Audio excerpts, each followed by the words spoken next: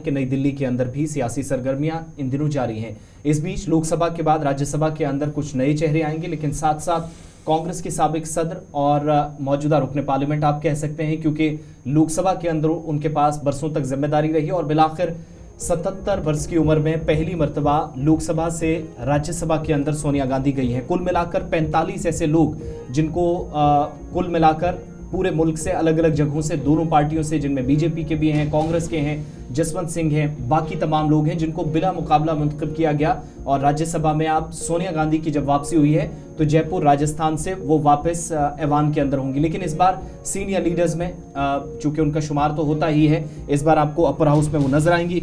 दूसरी जानकारी के मुताबिक बाकी तमाम लोग, बाकी कोई मेंबरान, चाहे सोनिया गांधी हो, जगत प्रकाश नड्डा जो इस वक्त कौमी सदर हैं भारतीय जनता पार्टी के, उनके कार्यकाल में, उनकी मुद्दत में भी फिलहाल तौसी की गई है, उनको भी बिला मुकाबला मुंतखब किया गया।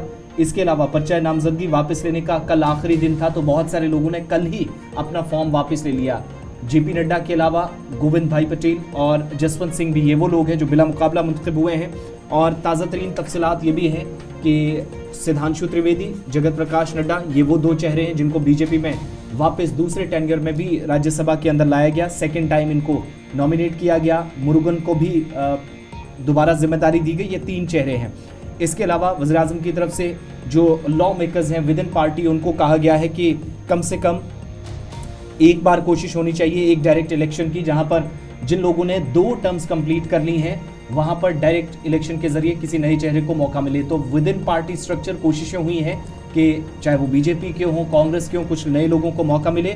लेकिन सोनिया गांधी की सीट भी काफ़ी अहम। इधर दूसरी तरफ राहुल गांधी की न्याय यात्रा जो इस वक्त उत्तर प्रदेश से गुजर रही है, तमाम सरगर्मियां वहां पर चल रही हैं। रायबरेली, मुरादाबाद, बाकी हिस्सों में, मुलक्का इलाकों में काफ़ी ज़्यादा वो सरगर्म नजर आ रहे हैं। तो क्या वो अपनी वालिदा की सीट बचा पाएंगे या नहीं? और ख़बर ये है कि वहाँ से अब उनकी बहन यानी प्रियंका गांधी वाड्रा भी आ रही हैं। तो हो सकता है कि गांधी फैमिली जो है इस सीट को कंटिन्यू करे। लोकसभा इलेक्शन 2019 में सोनिया गांधी यहाँ से जीत कर आई थी और 2024 में इस बार क्या कांग्रेस इस सीट को, जो कई वर्षों तक इससे पहले फिरोज गांधी के पास रही, उसके बाद सोनिया गांधी के पास, बाकी तमाम लोग जो कांग्रेस के, यानी गांधी परिवार का एक लंबा चौड़ा नाता रहा है रायबरेली की आवाम के साथ, तो वहां से छोड़कर वापस, और कुछ लोग इसको इस एतबार से भी देखते हैं कि डायरेक्टली एक तरह से शायद कांग्रेस ने शिकस्त तस्लीम की हो। उसका नतीजा ये कि या तो उसको लग रहा होगा कि शायद कहीं कमजोरियां हैं जिसकी वजह से उसने